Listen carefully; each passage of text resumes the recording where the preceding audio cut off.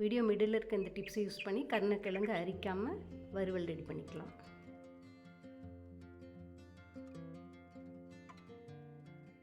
Hi viewers, பிடிக்கரணையோட health benefits ஷார்ட்ஸில் நம்ம இதுக்கு முன்னாடி பார்த்தோம். இப்போ இந்த பிடிக்கரணையில் அரிப்பு இல்லாமல் நமைச்சல் இல்லாமல் வறுவல் எப்படி செய்யலான்னு பார்க்கலாம் வாங்க.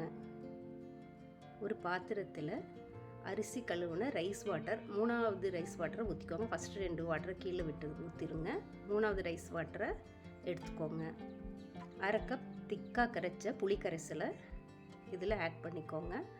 1 டீஸ்பூன் மஞ்சத்தூள் போட்டுக்கோங்க. கல்லுப்பு போட்டுக்கோங்க. 1 டேபிள் ஸ்பூன் தயிர் போட்டுக்கோங்க. இதையெல்லாம் நல்லா கலந்து விட்டுருங்க. இப்போ வாஷ் பண்ணி எடுத்து வச்சுருக்க பிடிக்கரணையை இது போல் கட் பண்ணி அந்த வாட்டருக்குள்ளே போட்டுக்கோங்க. பிடிக்கரணையை நல்லா வாஷ் பண்ணி இது போல் கட் பண்ணி போட்டுக்கோங்க. ஏன்னா இந்த தண்ணியில் தான் நம்ம கொதிக்க விட போகிறோம். இப்போ இதனால் மட்டும் நம்ம அரிப்பு குறைஞ்சிடாதுங்க. ஸோ நான் அரிப்பு இன்னும் அடுத்த லெவலில் கம்மியாகிறதுக்கு இதில் விளக்கெண்ணெய் விட்டுக்கோங்க. 1/4 டீஸ்பூன் விளக்கெண்ணெய் இதில் ஊற்றிக்கலாம். நல்லா இதை கலந்து விட்டு, இப்போ கை விட்டு கலக்காதீங்க, கரண்டியோ ஏதாவது வச்சு நல்லா இது போல் கலந்து விட்டுக்கோங்க. இப்போ இதை அப்படியே எடுத்து அடுப்பில் வச்சு 7 நிமிஷம் கொதிக்க விடுங்க. 7 நிமிஷத்தில் இது கிழங்கு வெந்துக்கும்.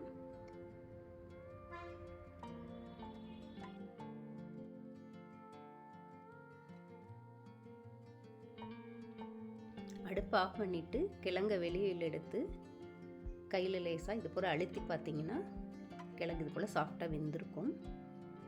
இப்போ அந்த வாட்டர்லேருந்து கிழங்கெல்லாம் வெளியே எடுத்துக்கலாம். இங்கே கிழங்கு வாங்கும்போது வாங்கின உடனே சமைக்க ரெடியாக வேணாம். 2 வீக்ஸ் இந்த கிழங்கை வாங்கிட்டு அப்படியே விட்டுடுங்க. 2 வீக்ஸ் கழித்து கிழங்கு கொஞ்சம் அதோட ஃப்ரெஷ் இதிலேருந்து பழசாக மாறி இருக்கும். அப்போ அதிலோட அரிப்பும் கம்மியாக இருக்கும். அதுக்கப்புறம் நீங்கள் இது போல் டிப்ஸை யூஸ் பண்ணி இந்த கிழங்குல நீங்கள் குழம்போ வறுவலோ உங்களுக்கு பிடிச்ச மாதிரி மசியலோ எது செஞ்சாலும் சுத்தமாக அரிப்பு தெரியவே தெரியாதுங்க. நீங்களும் இந்த டிப்ஸை யூஸ் பண்ணி ரொம்பவே ஹெல்த் பெனிஃபிட் ஜாஸ்தி இருக்கக்கூடிய அந்த பிடிக்கரணையை செஞ்சு பாருங்கள். எண்ணெய் ஊற்றி கொதிக்க விட்டனால அந்த வெளித்தோல் ஈஸியாக கையில் பிசுன்னு ஒட்டாமல் ஒழிக்க வருது. இப்போ இந்த தோல்களை எல்லாம் ரிமூவ் பண்ணிவிட்டு நம்ம வறுக்கிறதுக்கு ரெடி ஆகிக்கலாம்.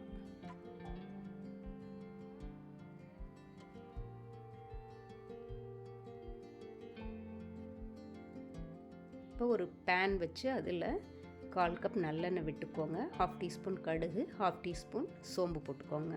சோம்பு பொரிஞ்சதும் ஒரு கைப்பிடி அளவு கறிவேப்பிலை போட்டுக்கோங்க.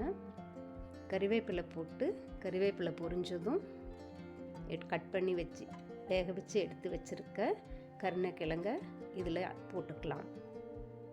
அடுப்பு இப்போ மீடியம் ஃப்ளேம்லேயே வச்சுக்கோங்க.